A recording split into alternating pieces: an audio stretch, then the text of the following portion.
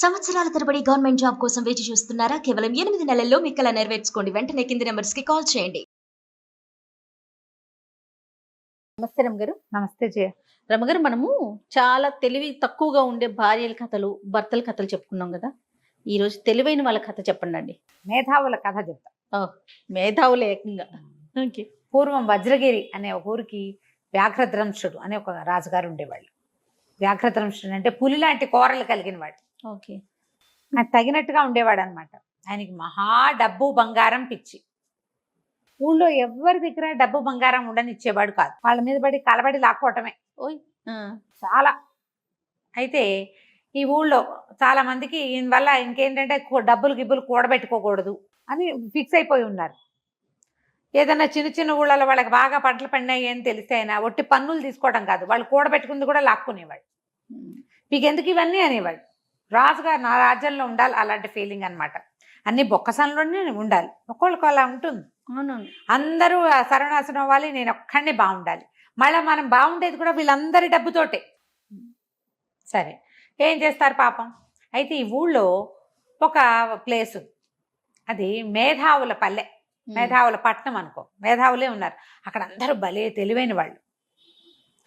ఆ కాలనీలో చాలా తెలివిగల వాళ్ళు ఈ తెలివిగల వాళ్ళంతా ఒక కల్ట్, ఒక గుంపుగా ఏర్పడి ఒక చోట ఉన్నారు. ఏం చేసుకున్నారంటే దానికి మొత్తానికి గోడ కట్టి ఆ కాలనీకి గేటు కూడా పెట్టుకున్నారు.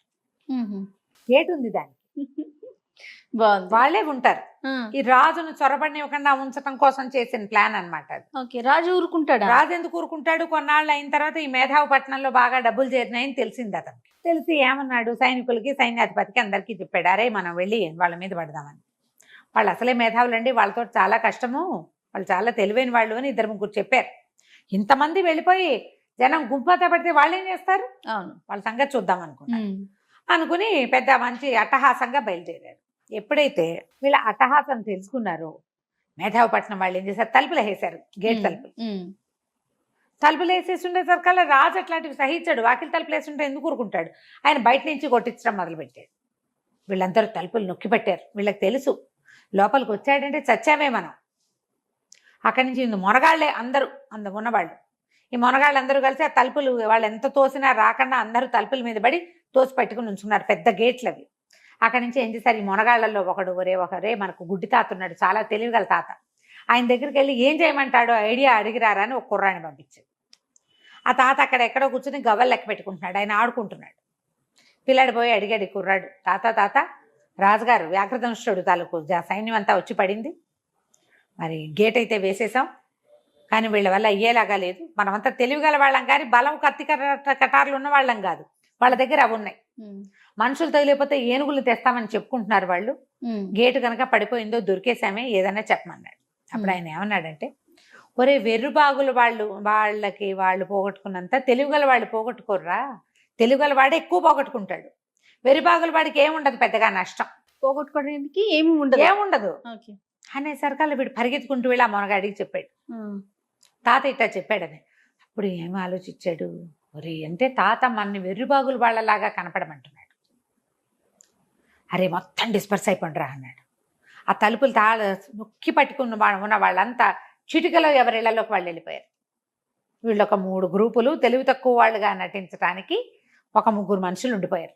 సడన్గా ఇటు నుంచి రెసిస్టెన్స్ ఆగిపోయేసరికల్లా వాళ్ళకి అర్థం కాల. అలాగా ట్రై చేసి గేటు తీసుకుని లోపలికి వచ్చారు. మొత్తం జనం అంతా వెళ్ళిపోయారు.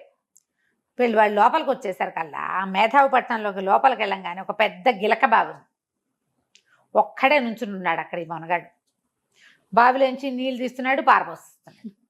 ఎవరు లేరు.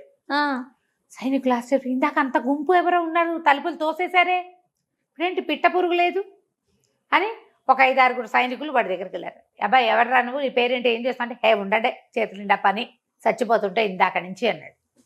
నీళ్లు తోడిపోస్తున్నాడు వీడు. అది కింద కొంచెం చీకటి పడింది, రాత్రి కొద్దిగా చీకటి పడింది. మధ్యాహ్నం నుంచి ట్రై చేస్తున్నారు, రాత్రి అయిపోయింది. ఏంటి చీకటి పడుతోంది, ఏం చేస్తున్నావురా అంటే, ఏం చేయటం ఏంటి, సందమామ నిన్ననగా పడింది ఇందులో, తోడిపోస్తున్నా బయట, వస్తాడేమో అని చూస్తా రావట్లేదు. అందరు నూతులోకి చూశారు. నూతులోకి చూస్తే ఇంకా చందమామ కనపట్టలేదు. చందమామ ఎక్కడ రా, నిన్నే పడ్డాడండి, కనపడకే కదా తోడేస్తున్నాడు. ఇదిగో చూడండి ఇదంతా తోడుతున్నాడు పోస్తున్నాడు. వీడు వెర్రిబాగులాట్లా ఉన్నాడు రా, చందమామ కనపడి ఉంటాడు నీళ్ళల్లోనూ. వీడు రాత్రి చూశాడు, షాడో పడి ఉంటుంది. షాడో ఆయన నీరు కనపడుతుంది కదా, ప్రతిబింబం. ప్రతిబింబం కనిపిస్తుంది. అది చూసి ఇక నీళ్లు తోడుతున్నాడు. వీడు వెర్రిబాగులాడు రా, చూడ్డానికి మంచి కట్టాకట్టాగా బలశాలిగా బాగానే ఉన్నాడు, కానీ వీడితోటి కాదు. వదిలేశారు వాడిని. ఇప్పుడు ఈ లోపల ఎవరెవరు ఉన్నారు, వీళ్ళ దగ్గర ఏముందో తెలుసుకోవాలి. ఓ 10 మంది ఉంటే వాళ్ళ మీద పడి కొట్టచ్చు, ఎవడు లేకపోతే ఎవరిని కొడతారు వీళ్ళు. అవును. అక్కడి నుంచి ఇంకా కాస్త ముందుకు నడిచారు. ఇళ్ళన్నీ నిశ్శబ్దంగా ఉన్నాయి. ఒక 3 4 కలిసి గోడ కడుతున్నారు. కామ్గా ఉంది. ఒకడు సిమెంట్ మట్టి అందిస్తున్నాడు, ఒకడు ఇటుకలు పేరుస్తున్నాడు. వీళ్ళు పోయి వాళ్ళని పలకరించారు సైనికులు. అబ్బాయి నీ పేరేమిటి, ఏం చేస్తున్నాను? కనపట్టాలా, గోడ కడతాను అన్నాడు.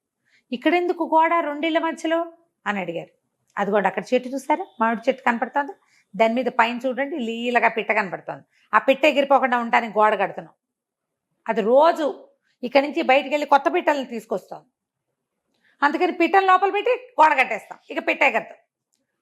పిట్టని గోడెట్ట ఆపుతుందిరా, నువ్వు ఎంత గోడ కడతావు, చెట్టంత ఎత్తు గోడ కట్టగలవా అంటే మీకు తెలియదండి, అయినా మీ పని మీరు చేసుకోండి, మీకు ఎవరు కావాలి, మా గోడ కట్టే పని అయిపోతుంది, అరే కట్టండి రా అంటే ఒకటి ఇటుకలు అందిస్తాడు, ఇంకోటి పట్టేస్తాడు, గోడలు కడుతున్నారు పైకి. బాగుంది. వీడు వెర్రిబాగులు వాడుగానే ఉన్నాడే. సరే ఇంకా కొంచెం ముందుకు పోయారు. ఒక అరుగు మీద ఒక అతను కూర్చున్నాడు. వాడు ఒక ముక్కుతో గాలి మూసేసి ముక్కు గాలి వదులుతున్నాడు. ఈ ముక్కు మూసుకుని తపస్సు చేసుకుంటున్నాడు రా, వీడికి కొంచెం తెలిసి ఉంటుందని రాజు అన్నాడు. వాడి దగ్గరికి వెళ్ళి అడగండి అన్నాడు. ఆ ముక్కు మూసుకొని వాడి దగ్గరికి పోయారు. బాబు ఏం చేస్తున్నావు అంటే, ఏమంటే కొంచెం వాడు చూడండి అక్కడ కొలిం మండుతుందా లేదా అన్నాడు. వెనక్కి తిరిగి చూస్తే అక్కడ ఇల్లు వాకిళ్ళు కనబడుతున్నాయి, ఏమీ లేవు కొలువులు. అక్కడేముంది అన్నాడు సైనికుడు. ఏముంటాం ఏంటండి, కొండకు అవతల కొలిం పెట్టాడండి మా వాడు ఒకడు, ఆ కొలిం తిత్తికి గాలి కావాలన్నాడు. నేను అందుకని 2 ముక్కులతో గాలి అయితే పోదని ఓ ముక్కు మూసుకుని ఒక ముక్కుతోటి వదులుతున్నానండి ఇందాక నుంచి అన్నాడు. ఏమిటి నువ్వు ఇక్కడ కూర్చుని గాలి వదిలితే ఆ ఇళ్ల వెనకాల ఉన్న కొండ వెనకాల కొలిం పెట్టుకున్న వాడికి గాలి ఎట్టా అందుతుంది? బాబు ఏం తెలివిరండి ఇదండి, నాది మంచి తెలివేనండి, నేను రోజు ఇటకే చేస్తా. అప్పుడప్పుడు ఎవడో ఒకటి నడితే అరే మండుతుందా లేదా చూడరా అంటుండండి అంటే చూసామంటారు, మండుతోందంటారు, కానీ ఒక్కోసారి గాలి అందట్లేదంటే కొంచెం పోస్చర్ మార్చుకుంటాను నేను. సూటిగా లేదు పక్క పోతుంది గాలి అని చెప్తారు మా వాళ్ళు. వీడే తింగర వేదం అనుకుంటే మిగిలిన వాళ్ళు ఎంత తింగరాళ్ళు. అక్కడి నుంచి వాడిని నిర్ఘాంతపోయారు సైనికులు. ప్రభు ఇక్కడ ఎవ్వడూ తెలివిగలవాడు కాదు, వాడెవడో ఆ చందమామ కోసం నీళ్లు వారబోసేస్తూనే ఉన్నాడు, వీళ్ళెవరో గోళ్ళు కట్టుకుంటూనే ఉన్నారు, ఆ పెట్టి ఇంకా అక్కడ కూర్చుందో లేచక్కపోయిందో తెలీదు చీకటి మాటన, వీడేమో కొండ అవతల గాలికి కొలిమికి గాలి వదులుతానంటాడు అనేసరికి రాదన్నాడు. ఊరే వీళ్ళంతా విర్రిబాగులు వాళ్ళురా, ఆ గుంపంతా ఓ చోటే చేరినట్టున్నారు, వీళ్ళ దగ్గర ఏం డబ్బులు ఉంటాయి, వృధాగా పనులు చేస్తారు వీళ్ళు, వీళ్ళ దగ్గర డబ్బు ఉండదు పాడుండదు. వీళ్ళని కొడితే మాత్రం వెర్రివాడిని కొట్టినట్టు, ఎందుకు ఉపయోగం, 3 నెలలు సాగు చేసి మూలనున్న ముసలిదాన్ని కొట్టినట్టు ఉంటుంది. మనం ఇంత సైన్యం తెచ్చి వెర్రివేధావులను కొట్టడం ఏంటి, వెళ్ళిపోదాం పదండి అన్నాడు. మొత్తం వచ్చిన పటాలం అంతా వెనక్కి తిరిగి వెళ్ళిపోయింది. వాడు నీళ్లు తోడమనేసాడు, వీడు గోడ కట్టమనేసాడు. 3వ వాడు పరిగెత్తుకుంటూ తాత నీ ప్రయత్నం ఫలించింది, నీ ఐడియా ఫలించింది అని చెప్పాడు. ఆ తర్వాత ఎప్పుడూ మేధావిపట్నం వైపు రాజుగారు రాలేదు.